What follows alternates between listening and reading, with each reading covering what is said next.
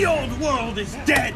To restore the Wi-Fi, we must make a sacrifice to the router! Welcome to Watch Mojo, and today we're counting down our picks for the top 10 best movies of 2021 so far. From the very beginning, I realized I saw the world differently than everyone else.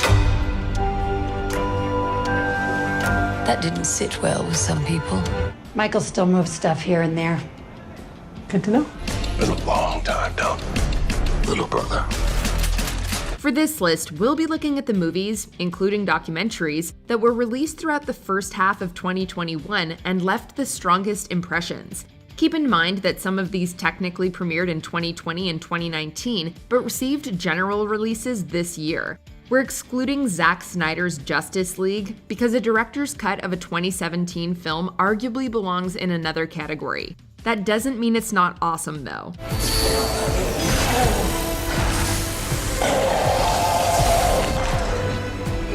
What's your favorite movie of 2021 so far? Let us know in the comments. Number 10, Nobody. You know why I'm here. Because I'm a good man. I'm a family man. Most of all, I'm a man who did not deserve your gun. Bob Odenkirk has had a fascinating career trajectory. Over the years, we've seen him evolve from a comedian to the comedic relief in dramas to a dramatic actor. Now we get to see him as an action hero in Nobody, which is best described as a suburban John Wick. This isn't surprising, as director Derek Kolstad also worked on that franchise. While not as sleek or polished, Nobody still packs a powerful punch thanks to Odenkirk's convincing performance, the kinetic energy of Ilya Naishuler's direction, and a few standout supporting players. The scene stealer is Christopher Lloyd, who proves that he's still got it even in his 80s. A blast from start to finish, Nobody is definitely a name to remember. Well, fellas, here we are. Number 9, Godzilla vs. Kong. Whether you streamed it or made a long-awaited trip back to the theater, this monster mash gave audiences exactly what they needed coming off a year like 2020. One hell of a good time. In typical MonsterVerse fashion, the human characters aren't that deep, and the story is kinda an afterthought, but that's not what we're here for. We're here for the 3 words in the title, and director Adam Wingard delivers.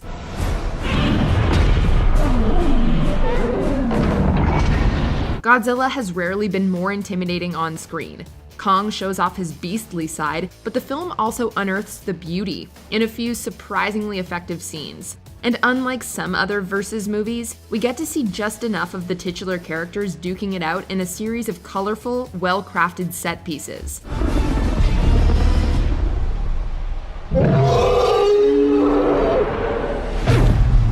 Number 8, Akasa, My Home. On one side of the road is Vakareshti Nature Park, where a father, a mother, their 9 children, and some animals reside. On the other side is the big city, which has a significantly larger population. These two worlds collide in director Radu Chornichuk's debut documentary about family, community, and adapting to change. On the surface, this may seem like a story about the Romanian government forcing a poor family to leave their peaceful paradise behind. Akasa, My Home is far more nuanced than that, though. Eu m-am săturat de vagabonțeală. Eu vreau să fii copilul model care ai fost. Da, nu vreau să mai fiu copilul care am fost, na. Some members of the Anache clan have an easier time adjusting than others. Whoever you identify with most, watching all of these people live their lives makes for an intimate and emotional experience that never feels one-sided. Dacă mă duce cineva să mă uite acum, să spune că poți să duci acolo că e baracă și poți să stați înapoi acolo.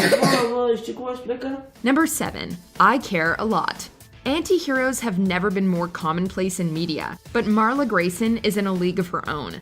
Flawlessly played by Rosamund Pike, Marla is an all-around despicable human being. Mr. Fellstrom, sir, I sympathize, but the court doesn't appoint me for no reason. Profiting off the suffering of the elderly, Marla has few, if any, redeeming qualities. That's part of what makes I Care a Lot such an engrossing satire. Watching this black comedy, it's hard to tell if the filmmakers want us to loathe or root for Martha. Who do you work for? Jennifer Peters. Liar. It isn't until the final scene that the film takes a stance, We won't spoil what happens, but the journey is sometimes thrilling, sometimes infuriating, and always fascinating. Whatever you think of Marla, she's impossible to ignore. I don't lose. I won't lose. I'm never letting you go. Number 6, Raya and the Last Dragon. Many animated Disney films have inspired sequels and TV shows. We can only hope that Raya and the Last Dragon will be one of them. Kumandra is such a vast land with layered characters and rich mythology that we definitely want to explore more. You're getting a little too big for this, bud. Even as a standalone story, Raya is an epic with powerful voice acting, rousing action, and some of the most atmospheric artistry we've ever seen in a Disney picture. The central theme of trust is especially relevant in today's divided world, but Raya doesn't simplify its message. Look around. We're a world of orphans because people couldn't stop fighting over a gem. The film acknowledges that there are times when people need to be cautious and times when they need to open up. At the end of the day, though, there's only one path to unity. I want you to meet my brothers and sisters, the real mighty ones. I miss them. Number 5, Saint Maud. Saint Maud warrants comparisons to classics like The Exorcist and modern masterworks like Hereditary. It's a hair-raising showcase for two rising talents, director Rose Glass, who's crafted a psychological horror film draped in sinister imagery, and leading lady Morvid Clark, who literally lights up the screen as Maud.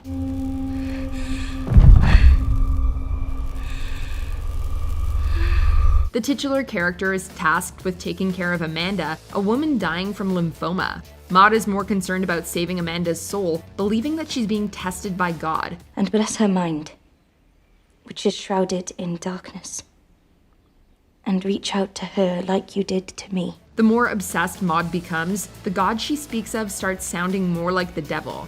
Or is this just another voice in her head? The struggle within Maud is a constant war between reality, delusion, and faith, building to one hell of an ending. You're right, back then I was so lost. But now, I am transformed. Number 4, Quo Vadis Aida. An Oscar nominee for Best International Film, Quo Vadis Aida takes place during the Bosnian War as Srebrenica is attacked. Many thousands of Bosnians seek refuge at a UN camp, but if you're familiar with that terrible time, you know that a tragedy will unfold. We follow a translator named Aida Selmanagic, based loosely on real-life survivor Hasan Nuhanovic. Jasna Juritic's performance as Aida takes us on an emotional roller coaster, calling to mind Meryl Streep in Sophie's Choice or Don Cheadle in Hotel Rwanda.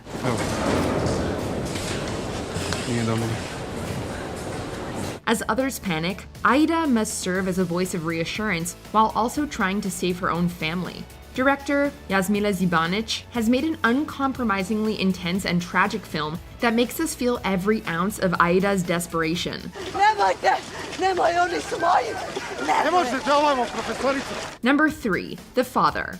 Whenever adapting a story from stage to screen, there's always the challenge of not making it feel like a filmed version of a play. The Best Picture nominee couldn't be more cinematic, however. Why do you keep looking as if there's something wrong? Everything is fine, Anne. The editing, production design, and Florian Zeller's direction create such an intricate environment that it's easy to forget so much of The Father takes place in a flat. The limited setting is both comforting and intimidating through the eyes of Anthony Hopkins' character. This is my flat, isn't it? Anne? In his second Oscar-winning performance, Hopkins couldn't be more heartbreaking as an aging man losing his memory. The film almost veers into physiological thriller territory, as even the audience begins to question what's happening. When we do get a grasp on reality, it's difficult not to shed a tear. Come on, Dad. Dad, come in, sit down. Dad. Number 2, Judas and the Black Messiah. Here's another Best Picture nominee with an Oscar-winning performance. Daniel Kaluuya garnered widespread praise for his portrayal of Black Panthers activist Fred Hampton. We in the Black Panther Party don't believe in no culture except revolutionary culture. What we mean by that is a culture that will free you. Kaluuya captures Hampton's charisma and natural leadership, but also his tender and romantic side. Just as integral to the film's success is Lakeith Stanfield as William O'Neill, the titular Judas. Stanfield and the filmmakers do an effective job at making O'Neill sympathetic, but not necessarily someone who deserves forgiveness. Man, y'all lucky y'all wasn't there. Boy.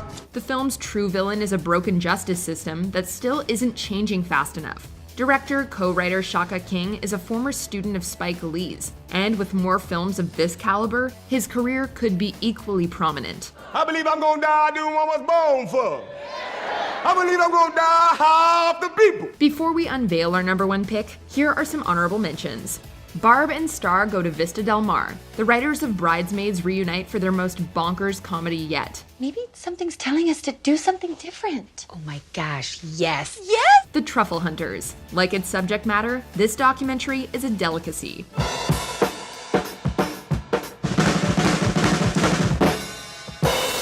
Shiva Baby. Rachel Sennett is a strong contender for this year's breakthrough star. I thought you were vegetarian. I am. You said that you wanted me to eat. Billie Eilish. The world's a little blurry. Further proof why she's the voice of a generation. And heaven's out of sight, so I'm the devil on her team. The Courier. A true espionage story with surprising friendship at its core. Make sure you wear it while you're in Moscow. What does this do? Shoot poison darts? Before we continue, be sure to subscribe to our channel and ring the bell to get notified about our latest videos. You have the option to be notified for occasional videos or all of them. If you're on your phone, make sure you go into your settings and switch on notifications. Number 1. The Mitchells vs. the Machines. This fantastic film combines the fast-paced humor of Gravity Falls, the visual ingenuity of Into the Spider-Verse, and the nostalgia of your favorite 80s movies. Make a necklace out of robot fingers, Mad Max style, and become world-saving apocalyptic road warriors. Katie, this isn't a movie. We don't have a kill code. It's astonishing just how well this film balances different styles, tones, and themes. The animation is state-of-the-art, while somehow having a homemade feel. The action and comedy overflow with energy, but the heartfelt moments always feel earned. Although the story demonstrates how we've become over-reliant on technology, it also reminds us how tech can bring people together. Well, I believe this group of weirdos is the best hope humanity's got.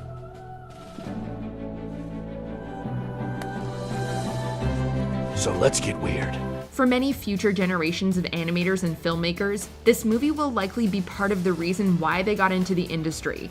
Also, for anyone who thinks Furby ripped off Gremlins, this film ingeniously brings things full circle. Why would someone build that? Do you agree with our picks? Check out this other recent clip from WatchMojo, and be sure to subscribe and ring the bell to be notified about our latest videos.